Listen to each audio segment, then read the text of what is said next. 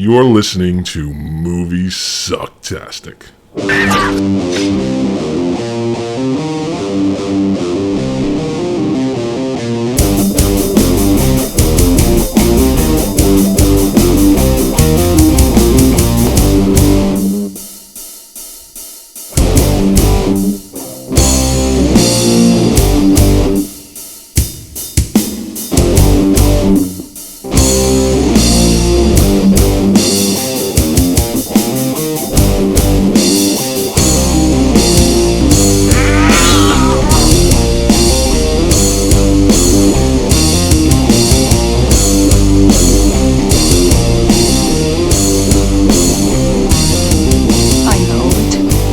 It all sounds like some bad movie.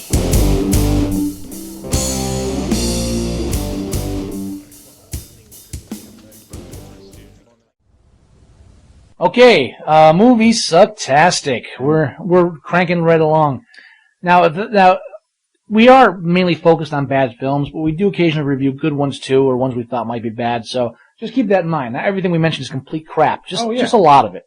We try to watch bad movies, believe me. Yeah. But every now and then a good one sneaks in. Well, you know what? Yeah, exactly. That's what usually ends up happening. We watch movies, and for the most part, a lot of them turn out being bad when we might have thought that they would have been good. Right. So, our next film that we actually both saw, not together, but on separate occasions, is Drag Me to Hell. Sam Raimi's film that came out in May, this past May. And well, I liked this movie. I had my my inhibitions about it, that I thought it might have sucked, and I did a little homework on it, and I was pleasantly surprised about what I found out about it. And I got to be honest, as soon as the movie started and I saw that old '80s Universal logo, yeah. I was like, that's pretty cool. Yeah, you know, I really like that. You know, style and flair count for a lot when it comes to horror films, and if you've got a feel or a hook, and you deliver it right, you're going to get the audience. Yeah. Now I agree with you. Where I was convinced I was going to hate the film, right, and I blame it on the trailer that they had out. Yeah, you know what? I was underwhelmed by the trailer myself. The trailer convinced me this was just like another suspense thing. You know, your typical blah. You know, cheap thrill scare. The trailer did not advertise any of the intense, frenetic scenes that are sprinkled throughout this film. Yeah.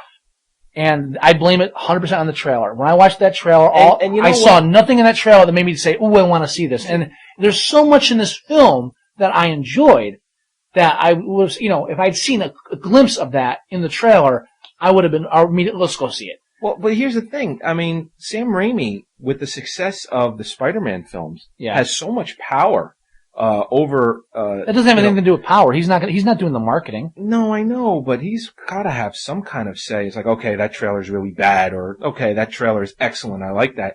I mean, he's got to have some say in the trailer, and he must have genuinely thought that the trailer represented his film well. Honestly, I mean, don't get me wrong. It didn't do bad at the box office. It didn't do Spider-Man money.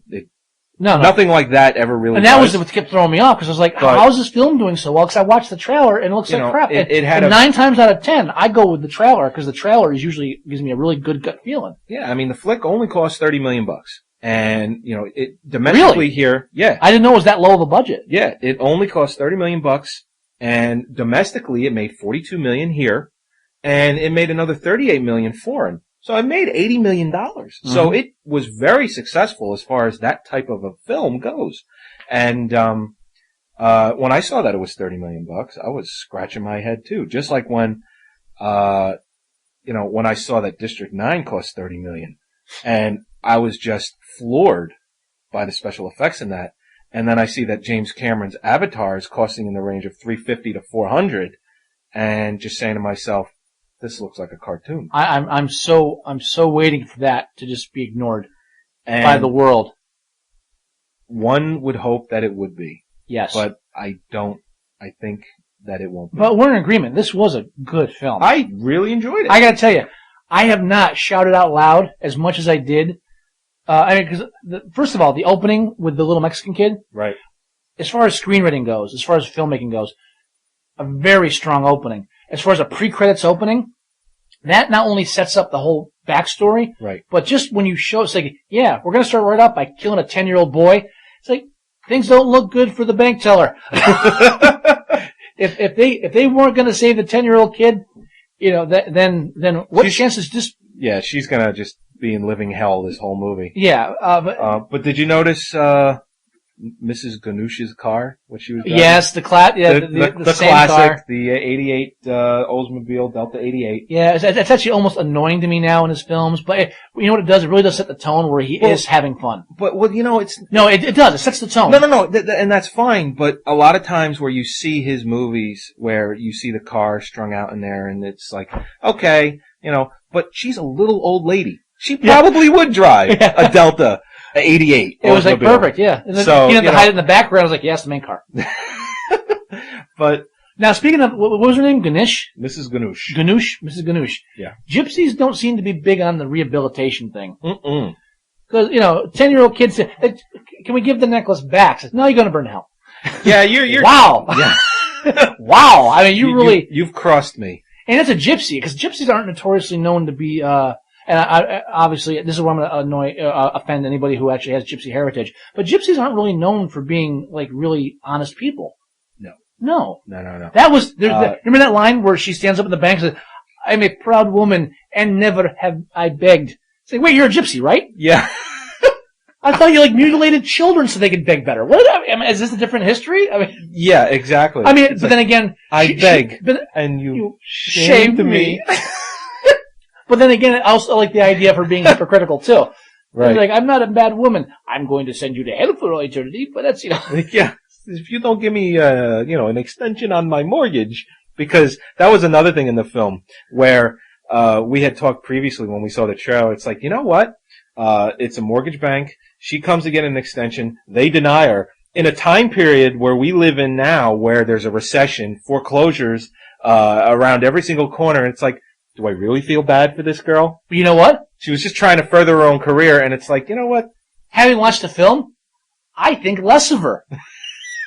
Seriously, I wrote down. So what basically, it's not just, okay, she's trying to advance her career. The more backstory you get, she's a farm girl dating a professor from a rich family. Right. So she wants, not only does she trying to get into the boys' club at the bank, right. She feels that she also has an inferiority complex. Yeah. She's trying to please her possible future mother-in-law, and for all of this, she's willing to make some old lady get kicked out of her house. It's like, I really want someone like to kick you in the head. Yeah. Really, no sympathy. And you know what? And that plays well for the movie too, because there's no part in this film where I have any sympathy for her. Well, and you know what? At all. Sam whatsoever. Raimi, he really delivers, because the living hell that this girl goes through this entire movie is great.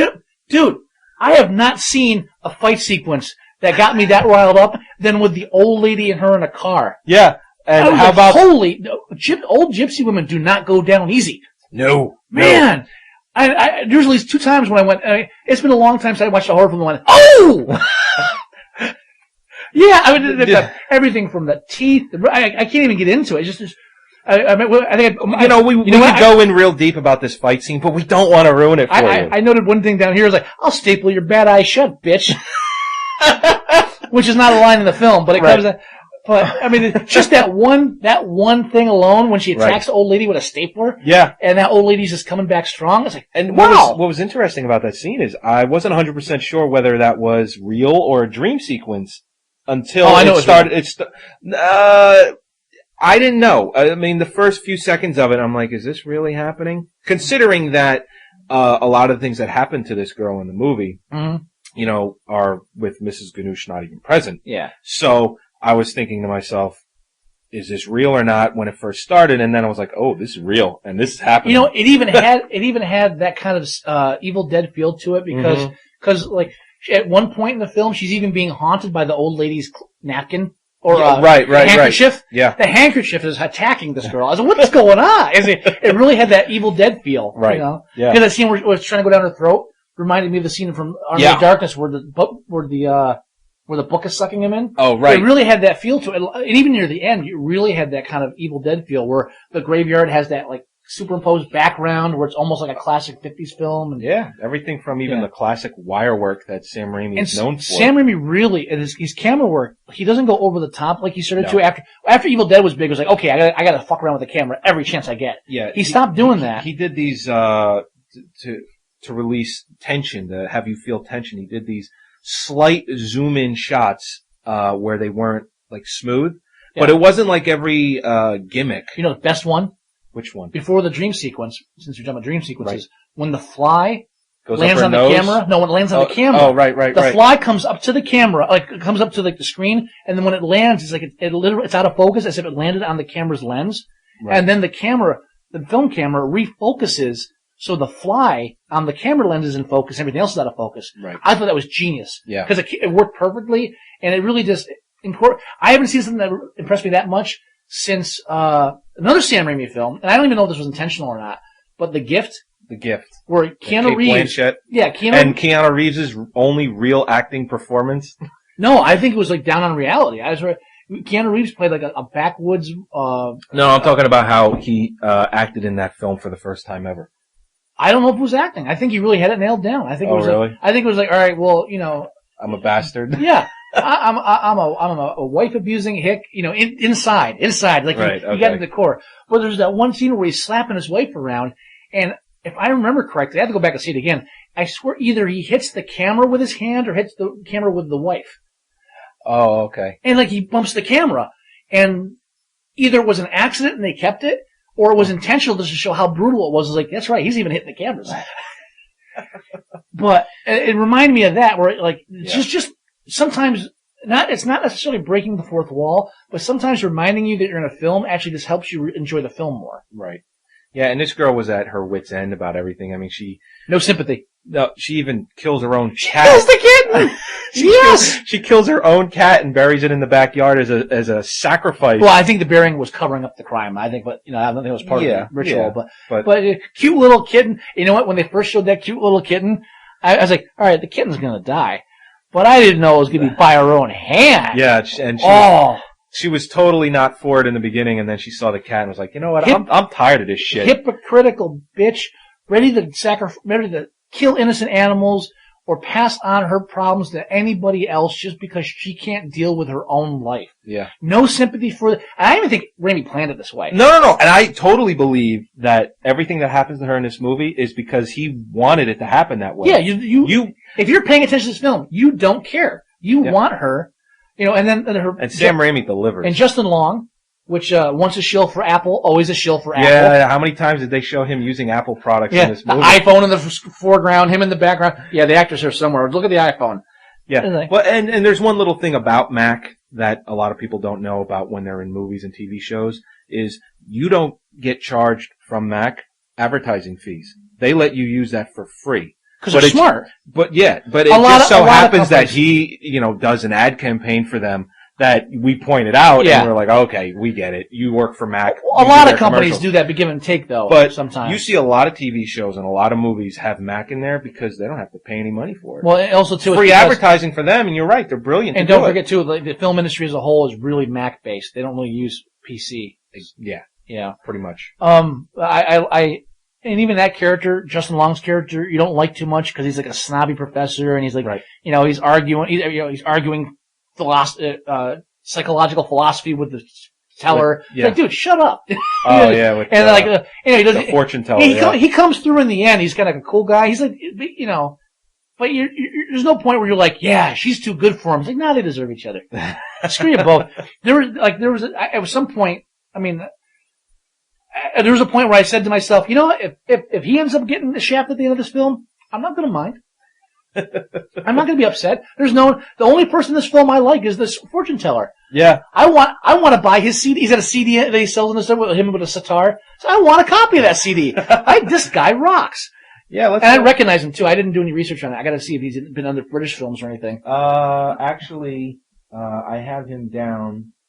Do you remember his name in the movie? No. His name is Dilip Rao or Rao. I might have seen. I don't know what else he's been. I watch a lot of British stuff, so it might have been something like that. He seemed to have an accent to him. Yeah, that might include. But that sounds about right. Yeah, but yeah, selfish bank clerk kills a kitten. That's right. This film makes both lists: film where they kill a kid and film where they kill an animal. Yeah, Wow. you're right. You know what? And I'll tell you right now, if it was a puppy, they wouldn't have done it. No. For some reason, I think it would have been worse for audiences if they killed a puppy. I think dog owners. Here's where I piss off dog owners. I think dog owners are more psychotic and irrational when it comes to that kind of stuff in film, where they become more emotionally involved if a dog is injured or killed. No, I agree with that. But I think cat owners are equally as upset, but don't make it a big issue. And it might be because of the fact that, cats are so much more independent and self-maintaining than dogs. I don't know how that works, but you could own a cat and almost not even know it sometimes. You own a dog, you always... when I come home, my dog greets me like it's the first time I've ever been greeted by my dog. That's adorable and touching. Oh, thank you. But that's probably where that goes. Hey, and there's one other thing about Drag Me to Hell. No, there's more than that. Go ahead. Well, I don't know if you know about this, and I think it might be the reason why everything about the film works so well. Why? Is it was actually written right after Evil Dead 3 or Yes, Army of Darkness. I did know about that. Yes, you did know. Yeah, and it was written by Sam and his brother Ivan. And I'm glad they didn't make it back then, because back then it would have gone more camp with it. Yeah, no, I definitely see it have gone that way. It was great to see Sam level out after doing the big budget stuff and going and enjoying making a low budget film like this. Yeah. He went back to his roots essentially with this. That's like where Peter Jackson said he'd make a zombie film again. Yeah, you better bring up a good fucking zombie film after King Kong, you bastard. Because the Lovely Bones ain't gonna cut it for an apology. No. And you know what? The Lovely Bones is coming out, I think, a week. And this is why I think Avatar is not going to be forgotten, is because I believe Lovely Bones is either coming out a week before or a week after Avatar. Oh. So it's just... Now, I did make a note during the psychic sequence when they're trying to get rid of the spirit that's trying to kill the girl, where I said no meeting that involves a machete on the table is going to end well for all involved. The minute there's 4 people around a table, they chain a goat to the table, and there's a machete there. So this is not going to go according to plan. Yeah. I don't care what. If they're talking about making a salad after dinner, this is not going to go according to plan. That was the evilest goat I've ever seen. Oh, I've seen worse. You've seen worse? Yeah. But, and Bruce Campbell they wanted to get Bruce Campbell in the film, but he had conflicting schedules. It was a burn notice. Burn notice, right. I'm convinced that he was going to play the assistant to the psychic, the one that gets possessed and does the funny dance over the fire. Oh. That was going to be Bruce right there. I was like, he even had like a weird like mustache like Bruce Campbell would have worn. I guarantee they would have given him the mustache just like he had in like one of the Spider-Man movies. Yeah, when he was like the maitre d' or something. Yeah, the maitre d'. They would have given restaurant. him that character. The guy even looked like this. Like we can't get Bruce because someone that can wear the suit we bought him. So I guarantee that. And that scene was so much more fun for me just because I knew that would have been Bruce. You're right. Yeah. Now you do know that Drag Me to Hell's a remake. No. It's not. They don't bill it as such, and then Raimi probably won't admit to it. It's probably a ripoff. Did I read about that? Curse of the Demon. No, I didn't read about that. If you have ever seen Curse of the Demon, I believe Ray Milland film, the whole point of the film is about people being killed by ruins written on a piece of paper and passed on, and then whoever possesses those ruins at the end of when midnight strikes on like the 3rd day or 4th day or something like that, the demon comes and kills them. Oh, I see. And now Pat and I have been debating.